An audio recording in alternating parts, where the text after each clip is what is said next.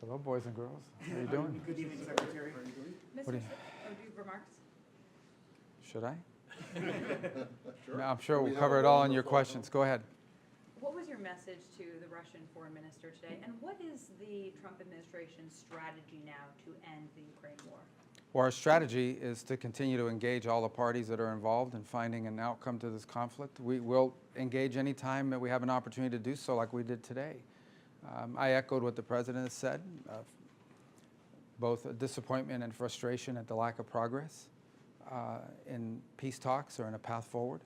So we'll continue to engage. We shared some ideas and comments, which I'll take back to Washington as early as this evening in terms of calls and reflected, and perhaps there's something to build on there. So, but it was a frank conversation. It was an important one. We had it, and we talked about some other items as well and related to the war in Ukraine, but that was obviously the first and foremost topic that we discussed. And look, the president's been pretty clear. He's disappointed and frustrated that there's not been more flexibility on the Russian side to bring about an end to this conflict. We hope that can change. And we're going to continue to stay involved where we see opportunities to make a difference. Without speaking for the foreign minister, which I know you don't want to do. Which foreign minister? This, Oh, Mr. Sergei Lavrov, yes. Yeah, without speaking for him, did you get the sense that they're moving towards flexibility?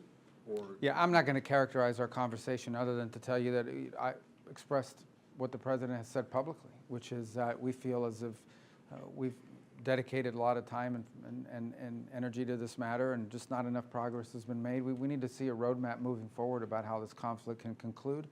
And then we shared some ideas about what that might look like, and obviously I'll take that back to the president here as early as this evening, and hopefully there's something that we can build on there, but we'll Secretary, find a out. couple of months ago, you said that what was necessary to end this war would be a conversation between President Trump and President Putin, but there have now been multiple phone calls between the two of them, and yet the war in Ukraine goes on. Does this speak to any weakness in terms of the president's ability to negotiate an end to this conflict, or why does it persist despite them having spoken? Well, this is a war that the president inherited, right? He got elected and it had already been going on, and no progress had been made to that point towards peace of any kind.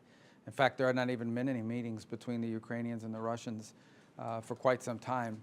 So while there's been some humanitarian exchanges made, obviously that's our goal here, is to end this war in any role we can play. So this is not a war that started under President Trump. It's a war that wouldn't have happened had he been president, but now it's here. And we'll continue to engage and do everything we can and hopefully make progress. As I said, and I've said repeatedly, look, if we see an opportunity to make a difference in this, we're going to take it and we're going to pursue it. And that's what the president has done. And he deserves tremendous credit for having multiple phone calls with leaders from both countries and anybody else. Mr. Secretary, following- Russia has launched its most massive attacks in the last 3 days, and you of course saw your counterpart today. Are you willing now to put stronger sanctions on Russia? Well, the president has said that that's an option that's available to him, both under existing authorities, but primarily if the Senate and the House can pass legislation that gives them the opportunity to do that. So we've been engaging with Congress on what that bill would look like. Obviously, the president needs flexibility on how those sanctions would be applied and when, because it gives them, maximum leverage in any conversation and negotiation. So he has talked about that as being a real option, and now obviously we've been engaging with the Senate in particular over the last week on what that bill will look like, and the leaders of both chambers have said that they're prepared to begin to move forward on that. We've expressed this to the Russians weeks ago. We told them that the moment would come where something like this could happen, and we'll continue to express it because that's the reality. But has the moment come, or not yet? Well, again, that's the president's decision to make. He's frustrated by the fact that more progress has not been made. Mr. Secretary, there were reports earlier this week that you and the president were unaware that the Pentagon had made a decision to at least temporarily halt the arms shipments to Ukraine. What's your take on that decision by the Pentagon, and what is your general take? Well, I think that decision's been, that decision unfortunately was mischaracterized. It was a pause pending review on a handful of specific type munitions. That, frankly, is something that is logical that you would do, especially after an extended engagement that we saw both in defense of Israel and in defense of our own bases. And so it was a very limited review of certain types of munitions to ensure that we had sufficient stockpiles. And it's typical when you do these reviews that there's a short-term pause, because if in fact the review comes back that you have a shortage, you can't pull it back once it's been sent. But generally speaking, aid to Ukraine continues along the schedule that Congress appropriated. Which Mr. types were Secretary. paused? Huh? Which types of weapons were paused? Largely defensive in nature. Some were offensive. But again, the ones that were expended in recent conflicts in the Middle East. And again, not because there is a shortage, but because it's prudent to look at it and say, okay, do we have enough of these in our stockpiles for all of our obligations around the world, both in defense of our bases in the Middle East, but also our obligations to our Indo-Pacific partners and any other contingencies that might arise. But in the end, I would say that the overwhelming majority of of military aid that the United States provides Ukraine has never been paused and continues along the same schedules that it's been. I think there's a broader issue unrelated to the pause, and that involves the defense productive capabilities of the West, not just us, but of Europe. As an example, one of the things that the Ukrainians need is more Patriot batteries. There are Patriot batteries available in multiple countries in Europe, yet no one wants to part with them. So I hope that'll change. If in fact that Ukraine is the priority that so many countries in Europe say it is, they should be willing to share batteries that right now they don't have a need to use. So hopefully we'll be able to convince some of our NATO partners to provide those Patriot batteries to Ukraine, because there are a number of countries that have them, but no one wants to part with what they have. So perhaps that'll change. That's important. Mr. Secretary, you mentioned wanting to see a roadmap for how this conflict can conclude. What concrete ideas have you presented, and how did Russia respond in this meeting? Well, again, these things are best negotiated. I don't want to in private, and that's how these things generally work. There were some ideas exchanged today, some viewpoints that they expressed to us that I'll take back to the president for his consideration, and hopefully it will lead to something. I don't want to overpromise. I mean, again, as I said, this is a conflict that's been going on now for over 3 years, and as has already been pointed out by one of the questions here, we've seen an acceleration of attacks. I think it's probably the largest drone attack in a city close to the Polish border, actually, so it's a pretty deep strike. And again, I mean, every time you see this in the headlines and people die, it reminds you of why the president wants this war to end. As he has said from the beginning, his number one interest here is to stop people from dying and the destruction that's ongoing every single day. They're going to be having a conference, maybe it starts today if I'm not mistaken, about reconstruction and the rebuilding of Ukraine. Every time one of these strikes is launched, the price of reconstruction goes up, right? There's also the destruction of the country's capabilities, the country's economic capabilities that has to be added to this. But obviously the loss of life is something of great interest to the president. It's important to note that since January of this year, as an example, just to give you on the Russian side, they've lost 100,000 soldiers, dead. Not injured, I'm talking about dead. And on the Ukrainian side, the numbers are less, but still very significant. And so the president doesn't like wars. He thinks wars are a waste of money and a waste of lives, and he wants them to end. And he's going to do everything he can within his power to end this war and any other war he has a chance to end, as you've seen in the past. And so we're going to continue to work at it. We understand that these things take time and patience, but obviously we're also frustrated that more progress has not been made. And hopefully based on today and in the days to come, we'll have more clarity about what exactly the Russian position and priorities are in this regard, and can begin to make some progress. But it's been difficult, as you've seen. China's been supporting Russia. Will you meet with your Chinese counterpart here this week Maybe. to speak to him about Yeah, I think that? we're working on that. Maybe we'll meet, and obviously we'll talk about it. I think the Chinese clearly have been supportive of the Russian effort, and I think that generally they've been willing to help them as much as they can without getting caught. But people in Europe and other parts of the world have noticed. But in the end, this peace, if it's possible and doable, will happen between Ukraine and Russia, and we are willing to do whatever we can to help bring it to an end. Can I These ask an ideas that ASEAN Russia- question? A what? An ASEAN Yeah, question. of course. That's why we're here, Can right? I just do one more quick question on Russia? Just these ideas that were put on the table today, would you characterize them as new ideas from the Russian side that the Trump administration had not heard before? Yes. Well, I think maybe, yes. I think it's a new and a different approach. Again, I wouldn't characterize it as something that guarantees a peace, but it's a concept that we'll take back to the president today and here as soon as I finish with you. I just wanted to know, what was your sense today after your meeting, the PMC meeting with the ASEAN foreign ministers, about how big an irritant the tariffs are to U.S. relations, both ASEAN as a bloc, but individual countries? Well, I think, look, two things to understand. Number one is these letters that are going out and these trade changes are happening with every country in the world. I mean, it's basically every country in the world. The president's been very clear, and he has been, frankly, if you go back to videos of him speaking in the 80s about his feeling that the state of global trade is unfair to the United States, that for far too long we allowed these imbalances to develop. We are the world's largest consumer. We're a huge market where people export things to us. And with these huge and unsustainable imbalances have developed with countries all over the world. And so this is a globalized effort to reset U.S. trade in a way that's beneficial to the United States, and not just in dollars and cents, but also in our own domestic industrial capacity. So this has been made clear to countries around the world. We were coming up upon about the middle of this month, and the markets demand certainty, and so these letters set a baseline. Now, obviously, that does not foreclose the opportunity for individual countries to enter into negotiations that perhaps can adjust those numbers.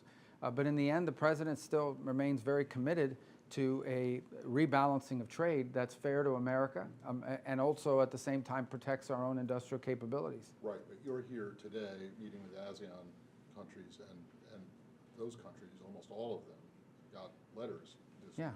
And so But I'm anywhere in just the world, wondering- well, I guess my understand that, point to but you is anywhere in the world that would have traveled this week, they got a letter. So enough. everybody got a letter. And in some cases, some of these countries got a letter where their tariff rate is lower than some of their neighbors or maybe a country somewhere else in the world. So it might even serve as an advantage. But of course it's raised, it's an issue. But I wouldn't say it solely defines our relationship with many of these countries. There are a lot of other issues that we work together on, and I think there was great enthusiasm that we were here and that we're a part of this. A reminder that next week we'll have another high-ranking delegation, including Secretary Lutnick, Deputy Landau from the Department of State, will be traveling to Japan for the World Expo there, and will be involved in talks there as well. You know, my very first meeting, I don't know if you know this, but when I was sworn in, I went to the State Department, I gave a speech on these steps, and then my first meeting right out of the box was with Japan, South Korea, and India. And we've repeated that meeting numerous times since then with that group and attention to others. We have a running internal joke with my counterpart from Japan. I have literally now seen him about 8 to 12 times, and our joke is that we see each other more than we see our own families. And so you know, these engagements are very important to us, and we're going to continue to stay very committed, because this, as I said to all of our partners, that this notion or idea that the United States would ever be distracted by the Indo-Pacific or even Southeast Asia is impossible. You can't be, maybe it doesn't always, wars get more attention, but it's impossible to not be focused. This is where much of the story of the 21st century is going to be written. This is where 2/3 of economic growth is going to happen over the next 25 or 30 years. And many of the countries in Southeast Asia, not only are they some of the youngest countries in the world, but they're about to see an enormous expansion of their labor markets, their labor pool, number of workers. This is a historic, once-in-a-generation opportunity, not just for these countries to revolutionize themselves from an economic standpoint, but further strengthen our relationship. We have over 6,000 American companies that have invested heavily in these economies over the last 20 or 30 years. We're not abandoning those relationships. On the contrary, we want to strengthen and build upon them. And there are a bunch of other issues, and certainly trade is a part of it. But there are a lot of other issues that we work together on, and we continue to highly prioritize that. The story of the 21st century will be written in the Indo-Pacific. And the countries represented here today, along with others that have joined to be a part of this, represent some of not just important markets, some of the most important partners we have in the world. Senator Rubio, this is obviously a very quick trip. Do you intend to come back to Asia or the Southeast Asian area on a longer trip sometime in the future, near future? Sure, absolutely. This was a great trip because we got to see, 12, 13, 14, 15 countries that are all here. So these forums, there'll be a leaders forum here in October, which we look forward to being a part of it. We've also engaged with many of our colleagues here at different forums. Many of them, for example, not just at the G7 foreign ministers, they also attended on the sidelines of NATO at the foreign minister level and also at the leaders level. So we'll continue to engage with the region, both in Washington and other places around the world, and in our return travel here. So we'll be back in addition, and it's not just me. The Secretary of Defense has been out here. The Deputy Secretary of State will be here next week. So we'll look for other opportunities. Obviously, the Leaders Forum will be here in October as well. So we'll be here, we'll be engaged as we do every single day. Secretary Secretary, there's a review right now by the administration of the AUKUS deal that the last administration forged, and I think that raises some questions among Asia-Pacific allies and partners about the U.S. defense commitment here in Asia. What do you say to people? Yeah, well, look, anytime a new administration takes over, there's a review of all policies. I mean, policies are a review doesn't necessarily mean you're against it. We did a review at the State Department of our diplomatic presence around the world because I wanted to know which consulates and embassies could be adjusted both in their size and in their presence. Could we consolidate a presence? We did a review. We haven't closed any embassies, but we did a review. So just because you're reviewing something doesn't mean you're going to necessarily act on it. It means that you're a new administration and you want to take an audit and an account of all the policies that you've inherited and policies, how they've changed since the last time you were in office when it comes to the Trump administration. So, but our policies on AUKUS have not changed. Thank What you. else? That's it? Are you hopeful on a Gaza ceasefire in the next few days? Well, we're hopeful. I mean, in the end, we're hoping they'll move to proximity talks. It appears that generally the terms have been agreed to, but obviously now you need to have talks about how you implement those terms. And I spoke to Steve Woodcock last night, and he's optimistic that proximity talks will begin fairly soon, expedited and facilitated by the Qataris and the Egyptians. And so, but we've seen talks fall apart in the past at that stage of proximity talks. So I think we're closer, and I think perhaps we're closer than we've been in quite a while, and we're hopeful. But we also recognize there's still some challenges in the way, and one of the fundamental challenges is Hamas's unwillingness to disarm, which would end this conflict immediately.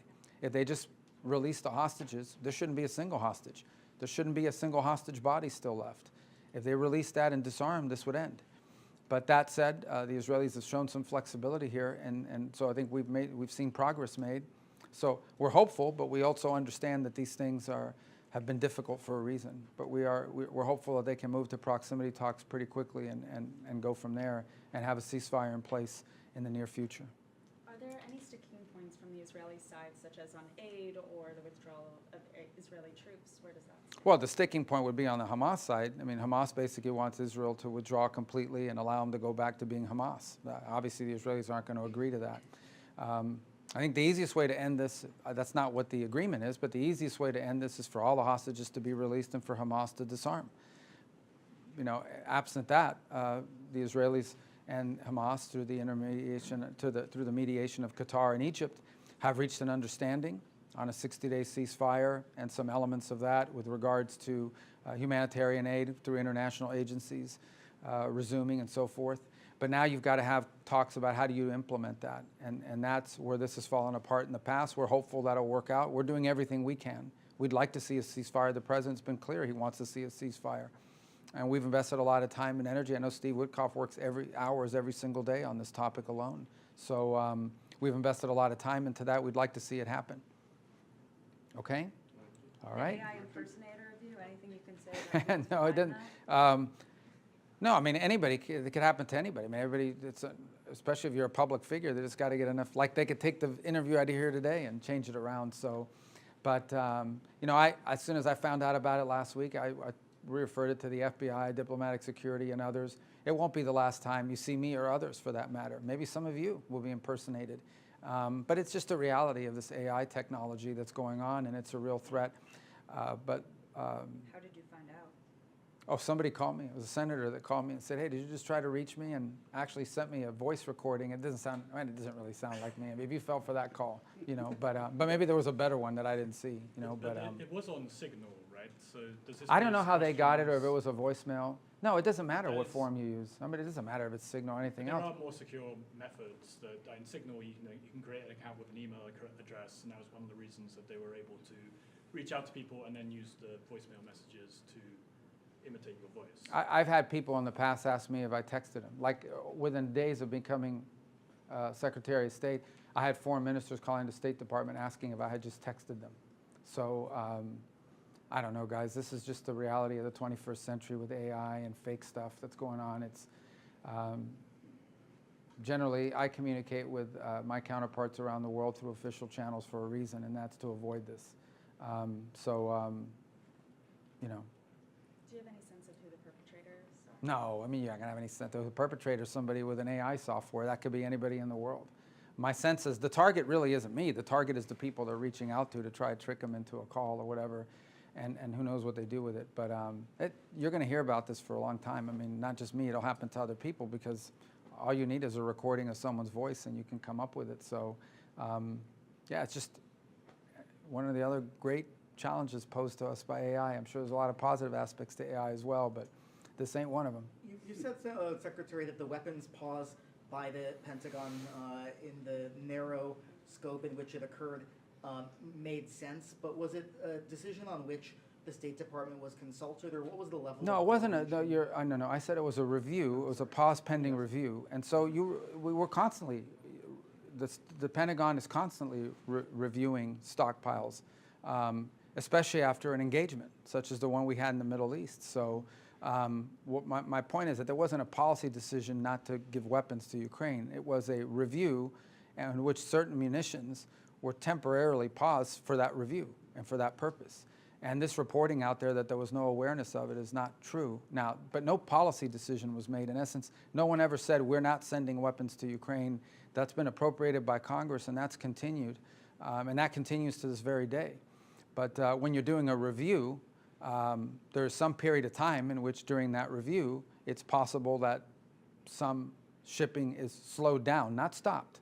But because it's being reviewed, someone would say, okay, well, let's not send it today. Let's wait a couple days because we're conducting the review of that particular munition. So that's what happened here, and I think it was not appropriately reported initially. But nonetheless, you know, it's pretty clear now that review has occurred, and as the President's made clear, there's been no change to our posture with regards to providing what we have available. Now, I would remind everybody, again, I go back to the point I made, and that is that there are certain things that Ukraine needs, like Patriot batteries. Those are available. There are multiple countries in Europe that possess Patriot batteries that they could share with Ukraine. And we're actively, you know, talking to countries about doing that. Anyone specifically? Well, the Spaniards have one. They're really far from Ukraine, and they have one. The Germans have, others have. I'm not singling them out, but I'm just telling you those are two that I know. There are other Patriot batteries, and there are other opportunities. Countries that have ordered Patriot batteries that are about to receive shipments of them.